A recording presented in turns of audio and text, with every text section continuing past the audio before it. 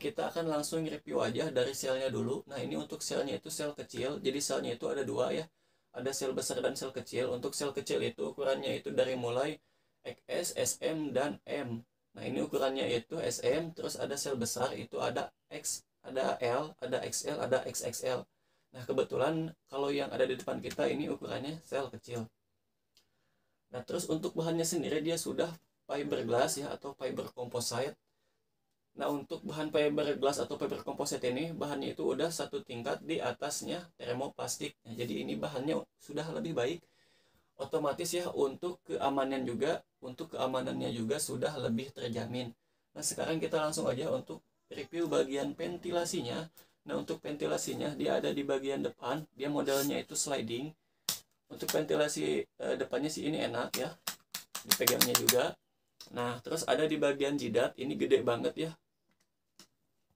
Nah, ini besar banget ya untuk bagian lubang ventilasi atas kepalanya. Dan untuk tutup ventilasinya, dia modelnya itu ke samping. Tapi ini masih agak keras, mungkin karena masih baru aja. Nah, terus untuk ventilasi pembuangan anginnya, dia ada di belakang. Nah, masalahnya itu ada di finishing untuk ventilasi yang atasnya. Nah, jadi kalau untuk ventilasi bagian sebelah sini dia itu rapih banget ya, dia itu rapat. Cuman untuk ventilasi bagian sebelah sininya dia agak renggang, dan renggangnya itu kelihatan ya, kelihatan cukup jelas. Tapi ini sih masih toleransi sih kalau menurut saya. Jadi ya masih oke lah. Nah, terus untuk bagian spoilernya, saya di samping aja deh soalnya fokusnya jadi ke saya terus.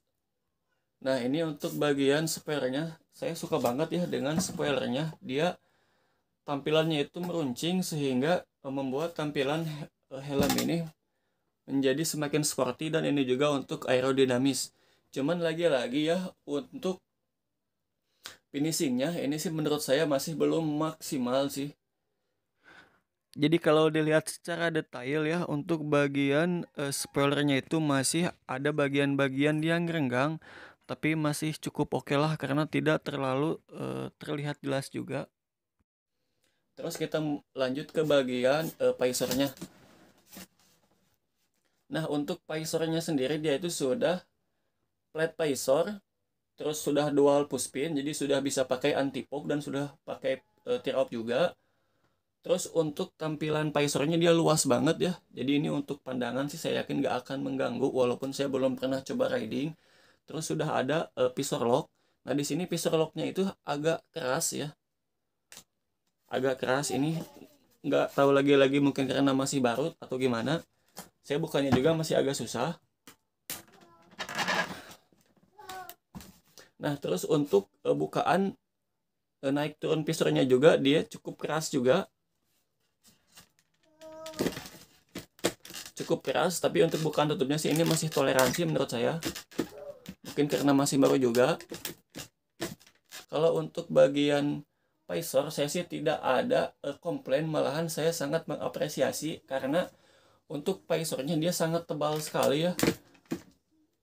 Ini tebal banget sih, ini jauh banget sama kayak TT Tikos atau NJS JT1. Bagus ini kemana-mana ya, sama modelnya juga ya bagus ya. Nih ada tarik-tarikannya sehingga tampilannya itu nggak monoton ya. Jadi buat looknya juga makin bagus.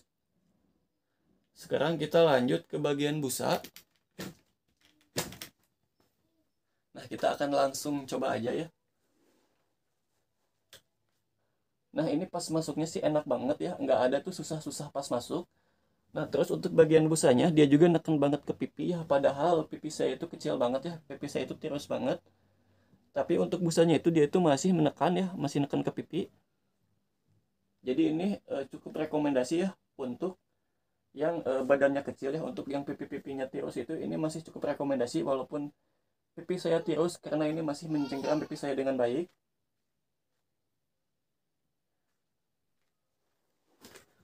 Busanya itu tebal ya, busanya itu tebal, terus empuk juga. Terus ini itu padat banget sih isinya, nggak ada kopong-kopong ya di bagian busanya. Ini sih saya suka banget sih dengan busanya. Terus juga untuk finishing busanya sih di sini saya tidak ada komplain ya. Kalau untuk finishing busa sih ini bagus. Saya tidak ada komplain, tidak ada miring-miring. Nah, jadi untuk kualitas busanya oke. Nah, sekarang kita lanjut ke bagian list karet.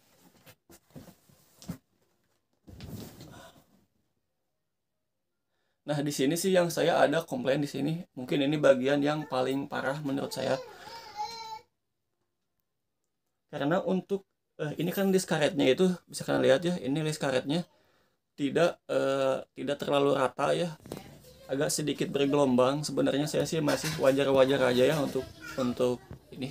Saya masih toleransi, cuman masalahnya nah, di sini ini untuk pomnya itu dia ke bawah, harusnya itu kan sejajar antara list karet dengan pom. Nah, bisa kalian lihat ya, ini list karetnya, tapi ini pomnya.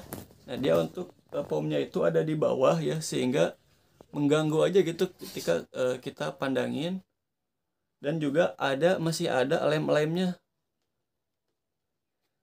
Jadi ini untuk pomnya itu kurang ke atas, cuman tadi sudah saya akalin dulu ya, saya tekan-tekan ke atas, ternyata nggak bisa. Mungkin kalau nanti saya bongkar nggak tahu sih, cuman kalau untuk sekarang sih ini poin penting banget sih ini PR-nya.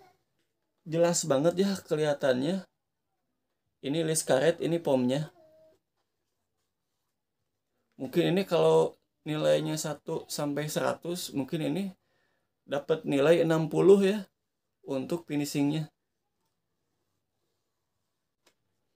Terus helm ini juga sudah EQRS ya, sudah emergency quick release.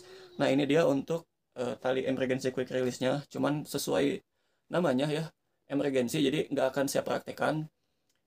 Ini hanya di keadaan darurat-darurat saja. Terus untuk sertifikasinya dia sudah SNI, sudah DOT, sudah ECE ya, R22.05.